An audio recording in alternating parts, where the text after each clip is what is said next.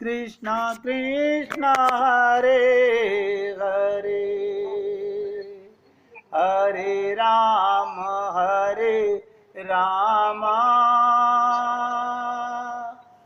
राम राम हरे हरे, हरे कृष्ण कृष्ण कृष्ण हरे हरे, हरे राम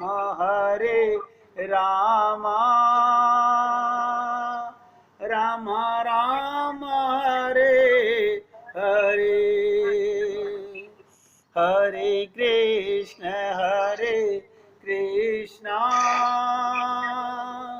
कृष्ण कृष्ण हरे हरे, हरे राम राम राम राम हरे हरे। सभी भक्त लोग बहुत एकाग्रचित होकर सुनेंगे। गोदा देवी लक्ष्मी जी हम सब जीवों का कल्याण करने के लिए कहती हैं, अपनी सखियों से पूछा, तुम लोगों ने मेरी गाथा का अर्थ समझा? सखियां क्या बोली, कोई छिपा हुआ रहस्यार्थ हो तो तू हमको बताओ। इस पासुर में छिपा हुआ रहस्य क्या है, गूढ़ तत्व क्या है?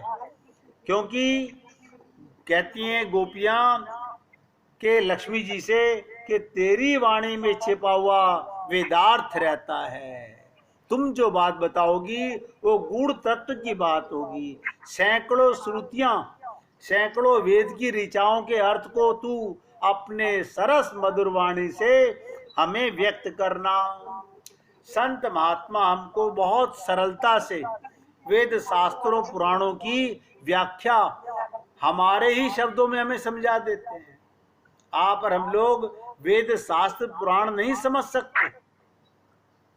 कहत कठिन समझत कठिन, वेदों में ऐसी ऐसी वाणी है कि जीव समझ नहीं पाता। बहुत ध्यान से सुनिएगा। गोदा जी बोली, अच्छा सुनो, कहते हैं ध्यान से सुनो। हमने श्री कृष्ण से जो शंख मांगा है वो शंख ओंकार है, उसका अर्थ है ध्वनि। उसके अर्थ से चेतन को ये ज्ञान हो जाता है, हम परमात्मा के अनन्य हर्षेश हैं, हम उस ओंकार की संतान हैं। गुरु नानक जी ने भी कहा था, एक ओंकार, एक ही परमात्मा है, सब उसी के जीव हैं। तो गोदा जी बोली, वो एक ही, जैसे अग्नि कुंड के पास रखा हुआ द्रव्य पदार्थ घृत आदि केवल अग्नि में प्रक्षेप स्वाहा करने के लिए होता है, न अपने लिए न दूसरों के लिए, उसे शेष कहते हैं। दास शब्द का भी यही अर्थ होता है। ये दास उदाने धातु से बनता है, जिसमें अपनी आत्मा को और आत्मीय को कृष्ण को अर्पण कर दिया। सबसे बड़ा दान है, ध्यान से सुनिएगा, आत्मा को परमात्मा को दान कर देना। हम लोग संसार की वस्तुएं बहुत दान करते हैं। हम सब लोग संसार की वस्तुएं बहुत दान करते हैं, स्वयं को दान नहीं करते। असली दान है आत्मा का परमात्मा में दान करना, जो 99% लोग नहीं कर पाते हैं। तो गोदा जी बताती हैं, असली दान ये दास दाने धातु से बनता है कि ये ज्ञान ही शंख की ध्वनि, इस प्रकार का आनंद प्राप्त होता है। ऐसे बहुत से शंख हमने श्री कृष्ण से मांगे, जो पाकर हम ज्ञान का सर्वत्र प्रचार प्रसार करते हैं। शेष शब्द का अर्थ श्री भगवान के यथेष्ट विनियोग की वस्तु बन जाएं। जैसे हमको रखना चाहें, जैसे रहना चाहें, जाही विधि राखे राम, ताही विधि रहियो, सीताराम सीताराम, सीताराम कहियो। भगवान से कभी अपनी पसंद की वस्तु ना मांगे, जैसे भगवान तुम्हें रखें उसमें प्रसन्न चित्त रहना ही जीव का कार्य है।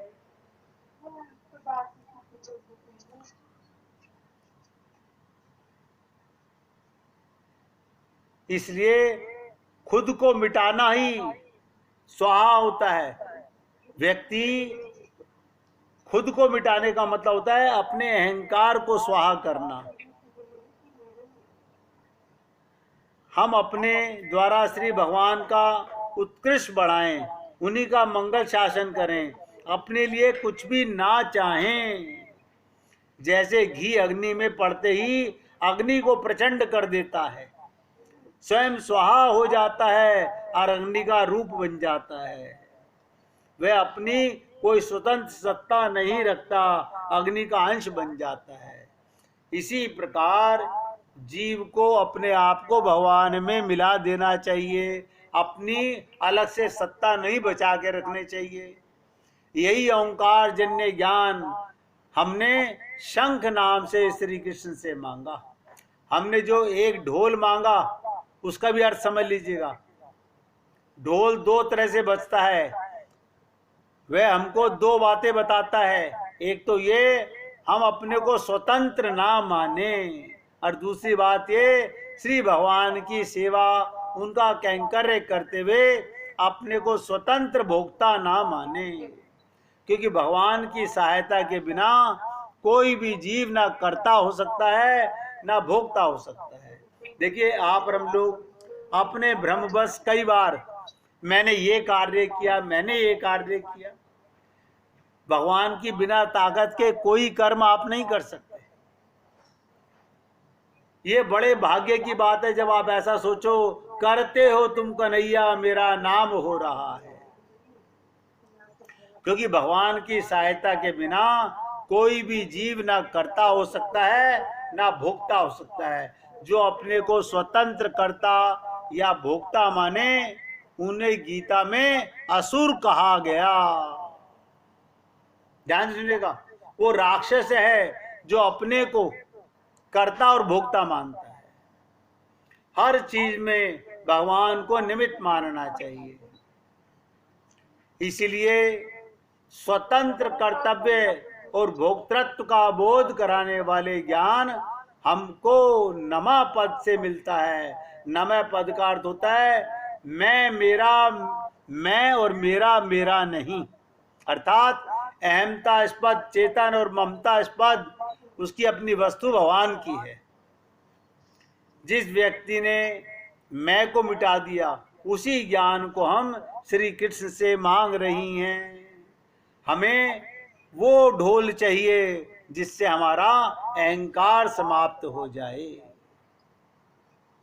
जो सदा भगवान का मंगल चाहते हैं उनका मंगल ही जिनका स्वार्थ है, अपने लिए जिनके मन में कोई आकांक्षा नहीं, ऐसे सत्पुरुषों का संग भी हम श्री कृष्ण से मांगते हैं। हमें ऐसे संत महात्मा, ऐसे भक्तों का संग प्राप्त हो जिनके संग हम केवल भगवान की मंगल शासन का काम करें।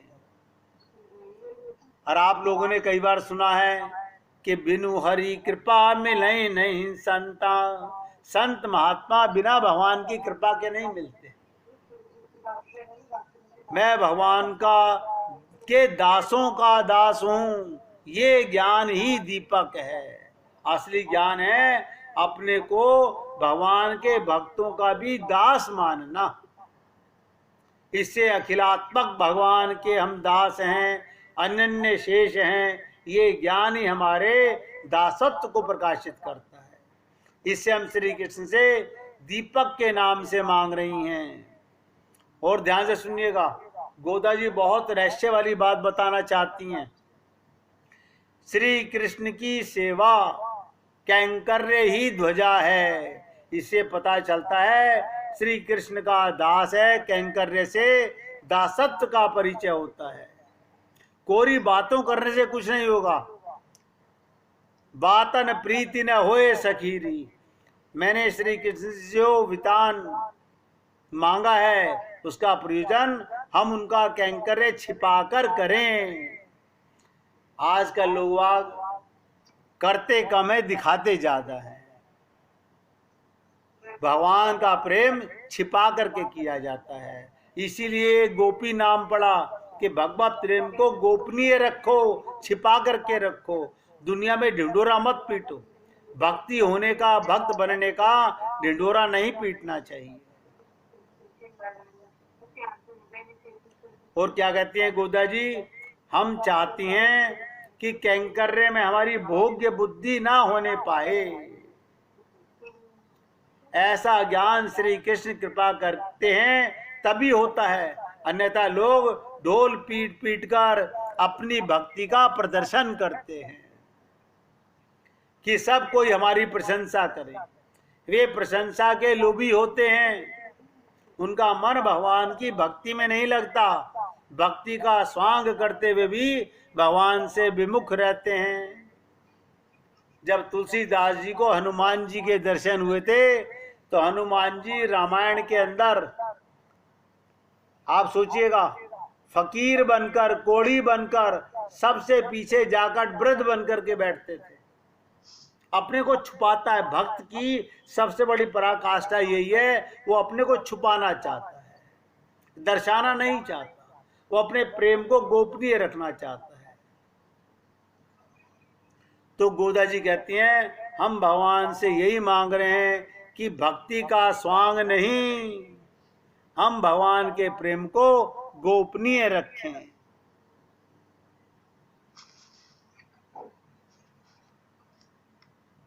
कहते हैं चाहे घड़ा फोड़ना पड़े, चाहे कपड़े फाड़ने पड़े, रोना चिल्लाना पड़े, परंतु किसी भी तरह संसार में प्रसिद्ध हो जाएं, लोग हमारी तारीफ करने लगे, भगवान की सेवा भक्ति में उनका यही लक्ष्य रहता है। जो दिखावा करते हैं भगवत प्रेम में, भगवान उनके बस में कभी नहीं आते। जो अपनी भक्ति को छुपा कर रखते हैं।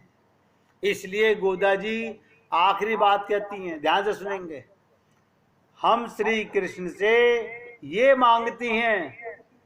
क्या मांगती हैं? कि आपके कैंकर्य में हम भोक्तृत्व बुद्धि ना हो, हम छिपकर के भक्ति करें, हमारी भक्ति जग जाहिर ना हो। और आज संसार में आप लोग देखते हो कि लोग करते कम हैं, प्रेम नहीं करते, दिखावा ज्यादा करते हैं, इसीलिए भगवत प्राप्ति नहीं हो पाती है। और मैं आप लोगों से निवेदन करता हूं, इसलिए भगवान का जो जाप करो, आ जपा जाप करो, आ जपा जाप, जिसके अंदर आपको केवल भगवान का बोध होना चाहिए और कुछ नहीं। किसी को दिखावा नहीं करना, अपने मन में। हमारे गुरुदेव कहते हैं कि 24 घंटे अपने मन में ध्यान करते रहो, रूप ध्यान करते रहो। और उसके लिए हम आप लोगों से गवाते भी है कई बारी 2 लाइनें कि सुमिरन कर ले मना, छिन छिन राधा रमना, सुमिरन कर ले मना, छिन छिन राधा रमना। क्या सुमिरन कर ले? हरि गुरु दोही अपना, गहूं इन के ही शरणा, हरि गुरु दोही अपना, गहूं इन के ही शरणा। जो व्यक्ति अपने गुरु और अपने इष्ट प्रभु का रूप ध्यान करता रहता है, उसी को सुमिरन बोलते हैं। अब मैं आपको एक कथा सुनाने जा रहा हूं, बहुत ध्यान से सुनिएगा। सच्चा पारस किसे कहते हैं? गौड़ देश में एक ब्राह्मण निर्धनता के कारण बहुत दुखी था। जहां कहीं भी वो सहायता मांगने जाता, सब जगहों से तिरस्कार मिलता। वो ब्राह्मण शास्त्रों को जानने वाला स्वाभिमानी था। उसने संकल्प किया कि जिस थोड़े से धन वो स्वर्ण के कारण धनी लोग उसका तिरस्कार करते हैं, वो स्वर्ण को मूल्यहीन कर देगा। वो अपने तप से पारस प्राप्त करेगा और सोने की ढेरियां लगा देगा। लेकिन उसने सोचा पारस मिलेगा कहां? ढूंढने से तो मिलने से रहा, कौन देगा उसे पारस? देवता तो स्वयं लक्ष्मी के दास हैं, वे उसे क्या पारस देंगे? ध्यान से सुनिएगा। ब्राह्मण ने भगवान शंकर की शरण में जाने का निश्चय किया, जो विश्व को विभूति देकर स्वयं भस्म राग लगाते हैं। वे कपाली ही कृपा करें तो पारस प्राप्त हो। ब्राह्मण निरंतर भगवान शंकर का रुद्रार्चन, पंचाक्षर मंत्र का जप और कठिन व्रत का शुरू किया। आखिर भगवान आशुतोष कब तक संतुष्ट नहीं होते? ध्यान दीजिएगा। ब्राह्मण की 12 वर्ष की तपस्या सफल हुई। भगवान शंकर ने स्वप्न में दर्शन देकर कहा, तुम वृंदावन में श्री सनातन गोस्वामी के पास जाओ।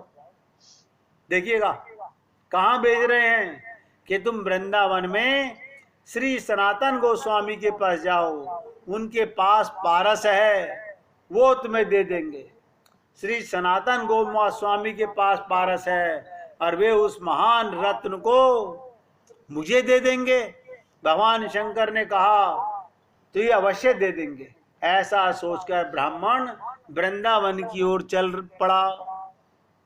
खुशी के मारे यात्रा की थकान वो नींद उससे कोसों दूर हो गई। वृंदावन पहुंचने पर उसने लोगों से श्री सनातन गोस्वामी का पता पूछा तो लोगों ने वृक्ष के नीचे बैठे, ध्यान दीजिएगा, वृक्ष के नीचे बैठे अत्यंत दुर्बल कोपीनधारी गुदली रखने वाले वृद्ध को सनातन गोस्वामी बताया।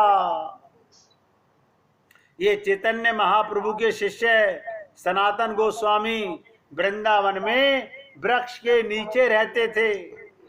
भीख मांगकर रूखी सूखी रोटी खाते थे, फटी लंगोटी पहनते और गुदड़ी व करवा साथ में रखते थे।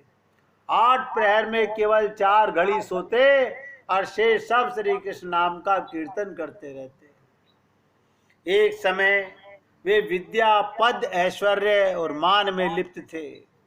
बंगाल के कर्ता धर्ता थे, किंतु श्री कृष्ण कृपा से, श्री कृष्ण प्रेम की मादकता से ऐसे दीन बन गए कि परम बैरागी बनकर वृंदावन से ही गोलोक पधार गए। ब्राह्मण ने मन में कहा, ये कंगाल सनातन गोस्वामी, ध्यान दीजिएगा, ऐसे व्यक्ति के पास पारस होने की आशा कैसे की जा सकती है? आज यही लोगों की सोच है। उस ब्राह्मण के मन में भी आया, जो खुद कंगाल है उसके पास पारस कैसे हो सकता है? होश की आशा कैसे की जा सकती है? लेकिन इतनी दूर आया हूं तो पूछ ही लेता हूं, पूछने में क्या जाता है। ब्राह्मण ने जब सनातन गोस्वामी से पारस के बारे में पूछा तो उन्होंने कहा, इस समय तो मेरे पास नहीं है, मैं उसका क्या करता? तो सनातन गोस्वामी ने बताया, एक दिन मैं यमुना स्नान को जा रहा था और रास्ते में पारस पत्थर पैर से टकरा गया। मैंने उसे वहीं यमुना जी के रेत में गाड़ दिया। ध्यान दीजिएगा, सनातन गोस्वामी ने कहा, मैंने उसे यमुना जी के रेत में गाड़ दिया, जिससे किसी दिन यमुना स्नान से लौटते समय वे मुझे छू ना जाए, क्यों उसे छूकर तो पुनः स्नान करना पड़ता है। तुम्हें चाहिए तो तुम उसे वहां से निकाल लो।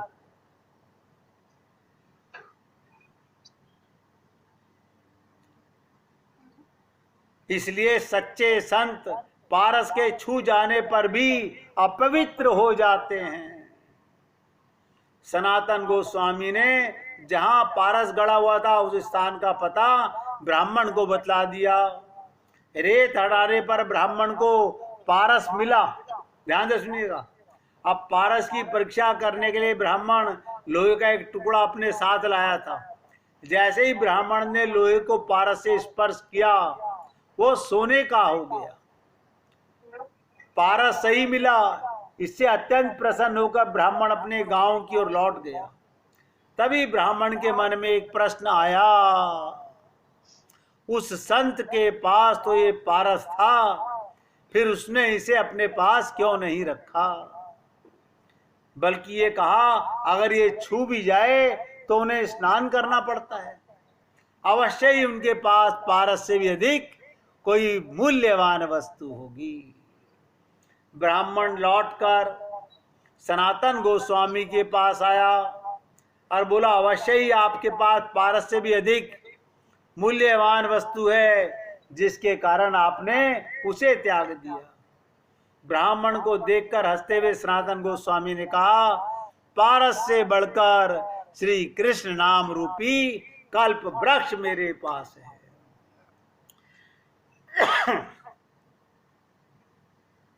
पारस से तो केवल सोना ही निकलता है। श्री कृष्ण नाम सब कुछ देने वाला है। ये घुमा देना। उन्होंने कहा श्री कृष्ण रूपी कल्प वृक्ष मेरे पास है। पारस से तो केवल सोना मिलता है और कृष्ण नाम सब कुछ देने वाला है। असली कल्प वृक्ष वही है, उससे आप जो चाहे वो प्राप्त होगा। ऐसा कोई कार्य नहीं जो भगवान के नाम के आश्रय लेने पर ना हो। मुक्ति चाहोगे मुक्ति मिलेगी, परमानंद चाहोगे परमानंद मिलेगा, ब्रज रस चाहोगे ब्रज रस मिलेगा। श्री कृष्ण का एक नाम सब पापों का नाश करता है, भक्ति का उदय करता है, भव सागर से पार करता है और अंत में श्री कृष्ण की प्राप्ति करा देता है। एक कृष्ण नाम से इतना धन मिलता है। ये सुनकर ब्राह्मण ने सनातन गोस्वामी से विनती की मुझे आप वही कृष्ण नाम रूपी पारस प्रदान करने की कृपा करें। सनातन गोस्वामी ने कहा उसकी प्राप्ति से पहले आपको इस पारस को यमुना में फेंकना पड़ेगा। बहुत गहरी बात सुनिएगा। ये माया ठगनी हम जानी। ब्राह्मण ने ये गया पारस कहते हुए पूरी शक्ति से पारस को यमुना में दूर फेंक दिया। भगवान शंकर की दीर्घकालीन तपस्या वो संत के दर्शन से ब्राह्मण के मन में चित्त निर्मल हो गया, उसका धन का मोह समाप्त हो गया और भगवान की कृपा का पात्र बन गया। तो श्री सनातन गोस्वामी ने उसे श्री कृष्ण नाम की दीक्षा दी। वो श्री कृष्ण नाम जिसकी कृपा से एक कण से करोड़ों पारस बन जाते हैं। नाम रूपी पारस से तो सारा शरीर ही कंचन हो जाता है। जो मेरे नामों का गान करके मेरे समीप प्रेम से रो उठते हैं, उनका मैं भगवान कहते हैं खरीदा हुआ गुलाम हो जाता हूं। ये जनार्दन दूसरे किसी हाथ में नहीं बिका। जिसने एक बार श्री कृष्ण नाम का स्वाद ले लिया उसे फिर अन्य सारे स्वाद रसहीन लगने लगते हैं। भव सागर से डूबते हुए प्राणी के लिए वह नौका, मोक्ष चाहने वाले के लिए सच्चा मित्र, मनुष्य को परमात्मा से मिलाने वाला सच्चा गुरु है। अंतःकरण की मलिन वासनाओं के नाश के लिए दिव्य औषधि है। ये मनुष्य को सुख से सुखदेव बना देता है। और श्री कृष्ण नाम सच्चा पारस है। इसलिए आज मैं इस पासुर को यहाँ विराम दे रहा हूँ। कल 27वां पासुर बहुत गूढ़ मूल पासुर है। और आप सभी भक्तों से निवेदन कर रहा हूँ, बहुत एकाग्रचित होकर एक एक शब्द का हृदयंगम करने का प्रयत्न कीजिए। लास्ट में आप सिर्फ गुणगान कीजिए, कृष्ण हे कृष्ण हे कृष्ण हे कृष्ण हे कृष्ण हे कृष्ण हे कृष्ण हे कृष्ण हे कृष्ण हे